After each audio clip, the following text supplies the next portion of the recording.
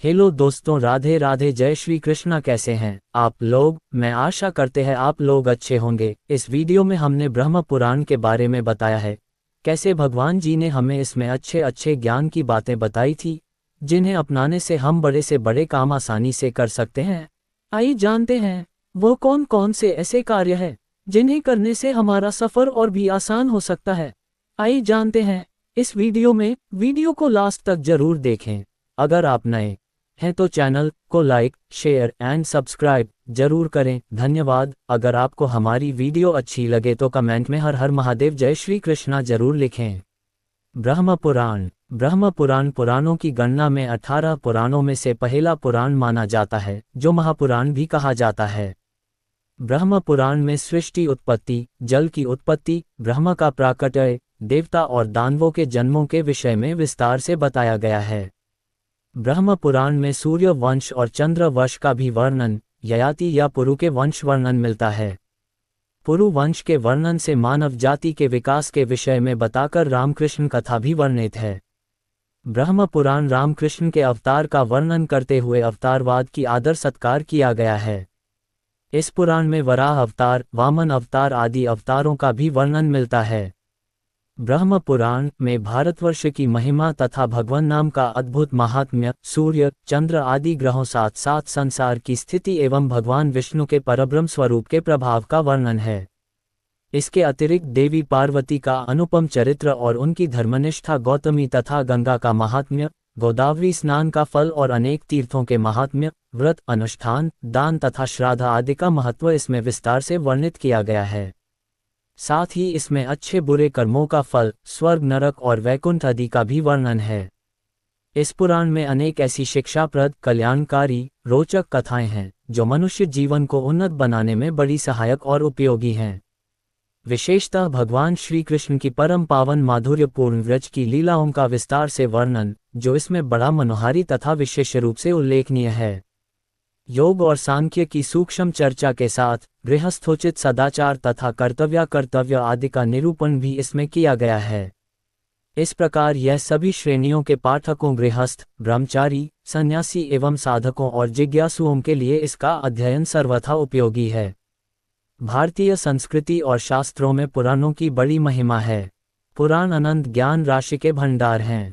इनके श्रवण, मनन, पठन, पारायण और अनुशीलन से अंतःकरण की परिशुद्धि के साथ विषयों से विरक्ति, वैराग्य में प्रवृत्ति तथा भगवान में स्वाभाविक रति, अनुरागा, भक्ति उत्पन्न होती है। फलस्वरूप इनके सेवन से मनुष्य जीवन के एकमात्र ध्येय भगवत प्राप्ति अथवा मोक्ष प्राप्ति भी सहज सुलभ है। इसीलिए पुराणों को दुर्लभ आध्यात्मिक ज्ञान लाभ की दृष्टि से अत्यधिक लोकप्रियता प्राप्त है। परिचय। संपूर्ण ब्रह्म पुराण में 246 अध्याय दिए गए हैं। इसमें तकरीबन 10,000 श्लोक की संख्या मिलती है। ब्रह्म पुराण में लोमहर्षण ऋषि और शौनक मुनियों का संवाद से चित्रित है। प्राचीन काल में पवित्र भूमि नैमिषारण्य के वन में व्यास शिष्य सूत मुनि ने ये पुराण समान ऋषि वृंद में सुनाया गया था। इस पुराण में सृष्टि, मनुवंश, देवता, प्राणी, पृथ्वी, भूगोल, नरक, स्वर्ग, मंदिर, तीर्थ आदि की समीक्षा है। जम्बू द्वीप और अन्य द्वीपों का वर्णन, भारतवर्ष की महिमा का भी वर्णन मिलता है। इस पुराण में भारतवर्ष के तीर्थों भद्र तीर्थ, पतत्री तीर्थ, विप्र तीर्थ, भानु तीर्थ, भिल्ल तीर्थ आदि का विस्तार से उल्लेख किया गया है। इस पुराण में शिव पार्वती विवाह, कृष्ण लीला, विष्णु अवतार, विष्णु पूजन, वर्णाश्रम, श्राद्ध कर्म वर्णन मिलता है। महत्व। धार्मिक दृष्टि में ब्रह्म पुराण सर्वश्रेष्ठ है। ब्रह्म पुराण में अनेक तीर्थों भद्र तीर्थ, पतत्री तीर्थ, विप्र तीर्थ, भानु तीर्थ, भिल्ल तीर्थ आदि का सविस्तार वर्णन मिलता है, इसलिए पर्यटन की दृष्टि में भी सर्वश्रेष्ठ है। इस पुराण में सृष्टि के शुरुआत में हुए महाप्रलय का भी वर्णन मिलता है। इसमें मोक्ष, धर्म और योग विधि की विस्तार से जानकारी दी गई है। ब्रह्म पुराण में सांख्य और योग दर्शन की व्याख्या करने के बाद मोक्ष प्राप्ति के उपायों का वर्णन दिया गया है। वैष्णव पुराणों में ब्रह्म पुराण का सर्वश्रेष्ठ स्थान है। आरंभ। ब्रह्म पुराण का आरंभ इस कथा के अनुसार होता है कि नैमिषारण्य नामक वन में ऋषि मुनियों वहां ज्ञानार्जन के लिए एकत्रित हुए। ऋषि मुनियों के आगमन के कुछ दिनों में वहां पर सूत जी का भी आगमन हुआ। फिर ऋषि मुनियों ने सूत जी का आदर सत्कार किया और बोले, हे भगवान, आप अत्यंत ज्ञानी हैं। हम पुराणों की कथा का श्रवण करना चाहते हैं, इसलिए हे भगवान, हमें पुराणों की कथा सुनाए।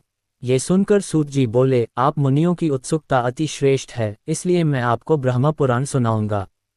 अतएव सभी पाठकों और श्रद्धालुओं से विनम्रतापूर्वक निवेदन है कि इसके अध्ययन से अधिकाधिक रूप में उन्हें विशेष लाभ उठाना चाहिए। इस पुराण के वक्ता श्री लोमहर्षण ऋषि जी हैं, जो श्री व्यास ऋषि के शिष्य हुए हैं, जिन्हें सूत जी भी कहा जाता है। श्री लोमहर्षण जी सूत जी ने बताया कि यह ज्ञान पहले श्री ब्रह्मा जी ने दक्षादि श्रेष्ठ मुनियों को सुनाया था, वही मैं सुनाता हूँ। इस पुराण के सृष्टि के वर्णन नामक अध्याय में पृष्ठ 277 से 279 तक कहा है कि श्री विष्णु जी सर्व विश्व के आधार हैं, जो ब्रह्मा विष्णु तथा शिव रूप से जगत की उत्पत्ति तथा पालन तथा संहार करते हैं। उस भगवान विष्णु को मेरा नमस्कार है। जो नित्य सत्सत स्वरूप तथा कारणभूत अव्यक्त प्रकृति है, उसी को प्रधान कहते हैं। उसी से पुरुष ने इस विश्व का निर्माण किया है। अमित तेजस्वी ब्रह्मा जी को ही पुरुष समझो। वे समस्त प्राणियों की सृष्टि करने वाले तथा भगवान नारायण के आश्रित हैं। स्वयंभू भगवान नारायण ने जल की सृष्टि की। नारायण से उत्पन्न होने के कारण जल को नार कहा जाने लगा। भगवान ने सर्वप्रथम जल पर विश्राम किया, इसलिए भगवान को नारायण कहा जाता है। भगवान ने जल में अपनी शक्ति छोड़ी, उससे एक सुवर्णमय अंड प्रकट हुआ। उसी में स्वयंभू ब्रह्मा जी की उत्पत्ति हुई, ऐसा सुना जाता है।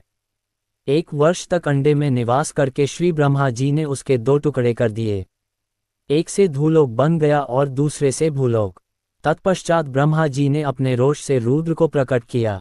उपरोक्त ज्ञान ऋषि लोमहर्षण सूत जी का कहा हुआ है, जो सुना सुनाया लोकवेद है, जो पूर्ण नहीं है। क्योंकि वक्ता कह रहा है कि ऐसा सुना है, इसलिए पूर्ण जानकारी के लिए श्री देवी महापुराण, श्री शिव महापुराण, श्रीमद् भगवद गीता तथा चारों वेद और पूर्ण परमात्मा द्वारा तत्व ज्ञान, जो स्वसम वेद अर्थात कबीरवाणी कबीरवाणी कहा जाता है, उसके लिए कृपया पढ़ें। गहरी नजर गीता में परमेश्वर का सार संदेश, परिभाषा प्रभु की तथा पुस्तक यथार्थ ज्ञान प्रकाश में वास्तविक ज्ञान को स्वयं कलयुग में प्रकट होकर कबीरदेव कबीर परमेश्वर ने अपने खास सेवक श्री धर्मदास साहेब जी बांधवगढ़ वाले को पुनर्चीक बताया, जो इसी पुस्तक में सृष्टि रचना में वर्णित है।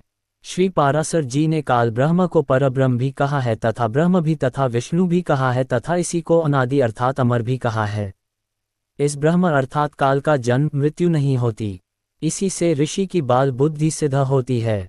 विष्णु पुराण का ज्ञान एक ऋषि द्वारा कहा है, जिसने लोकवेद सुने सुनाएं ज्ञान अर्थात दंत कथा के आधार से कहा है, तथा ब्रह्मा पुराण का ज्ञान श्री लोमहर्षण ऋषि ने दक्षादि ऋषियों से सुना था, वह लिखा है। इसलिए उपरोक्त दोनों विष्णु पुराण व ब्रह्मा पुराण को समझने के लिए श्री देवी पुराण तथा श्री शिव पुराण का सहयोग लिया जाएगा, जो स्वयं श्री ब्रह्मा जी ने अपने पुत्र नारद जी को सुनाया, जो श्री व्यास ऋषि के द्वारा ग्रहण हुआ तथा लिखा गया।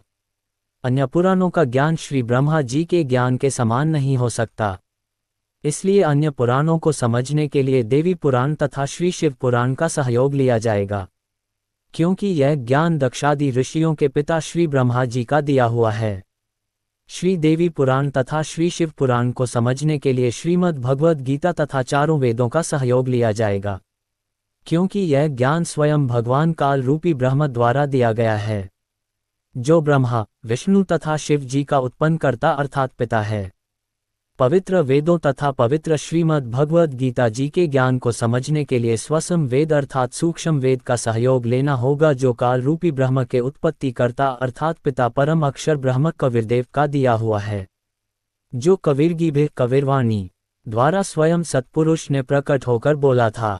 ऋग्वेद मंडल 9 सूक्त 96 मंत्र 16 से 20 तक प्रमाण है, तथा श्रीमद् भगवद गीता में भगवान काल अर्थात ब्रह्म ने अपनी स्थिति स्वयं बताई है, जो सत है। गीता अध्याय 15 श्लोक 18 में कहा है कि मैं काल रूपी ब्रह्म अपने 21 ब्रह्मांडों में जितने भी प्राणी हैं उनसे श्रेष्ठ हूँ। वे चाहे स्थूल शरीर में नाशवान हैं, चाहे आत्मा रूप में अविनाशी हैं। इसलिए लोकवेद सुने सुनाए ज्ञान के आधार से मुझे पुरुषोत्तम मानते हैं।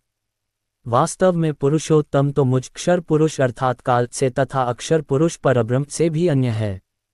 वही वास्तव में परमात्मा अर्थात भगवान कहा जाता है। तीनों लोकों में प्रवेश करके सर्व का धारण पोषण करता है, वही वास्तव में अविनाशी परमेश्वर है। गीता अध्याय 15 श्लोक 16.17।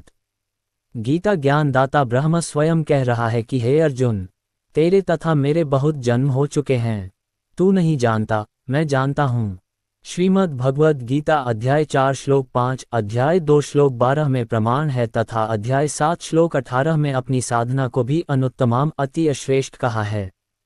इसलिए अध्याय 18 श्लोक 62 में कहा है कि हे अर्जुन, सर्वभाव से उस परमेश्वर की शरण में जा जिसकी कृपा से ही तू परम शांति को प्राप्त होगा तथा कभी न नष्ट होने वाले लोक अर्थात सतलोक को प्राप्त होगा। अध्याय 15 श्लोक 4 में कहा है कि जब तुझे तत्वदर्शी प्राप्त हो जाए, जो गीता अध्याय 4 श्लोक 34 में तथा अध्याय 15 श्लोक 1 में वर्णित है, उसके पश्चात उस परम पद परमेश्वर की खोज करनी चाहिए जिसमें गए साधक फिर लौटकर संसार में नहीं आते अर्थात पूर्ण मोक्ष प्राप्त करते हैं। जिस परमेश्वर से यह सर्व संसार उत्पन्न हुआ तथा वही सर्व का धारण पोषण करने वाला है। मैं गीता ज्ञानदाता ब्रह्म रूपी काल भी उसी आदि पुरुष परमेश्वर की शरण में हूँ। पूर्ण विश्वास के साथ उसी की भक्ति साधना अर्थात पूजा करनी चाहिए। ब्रह्म पुराण हिंदू धर्म के 18 पुराणों में से एक प्रमुख पुराण है। पुराणों की सूची में इस पुराण को प्रथम स्थान पर रखा जाता है और इसे पुराणों में महापुराण भी कहा जाता है। इसमें सृष्टि, जल की उत्पत्ति, ब्रह्मा की उत्पत्ति तथा देव दानव जन्म, मनुवंश, प्राणी, पृथ्वी, भूगोल, नरक, स्वर्ग, मंदिर, तीर्थ आदि का विवरण है। शिव पार्वती विवाह, कृष्ण लीला, विष्णु अवतार, विष्णु पूजन, वर्णाश्रम, श्राद्ध कर्म आदि की भी जानकारी है।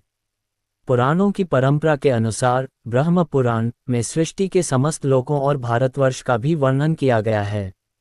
कलियुग का वर्णन भी इस पुराण में विस्तार से उपलब्ध है।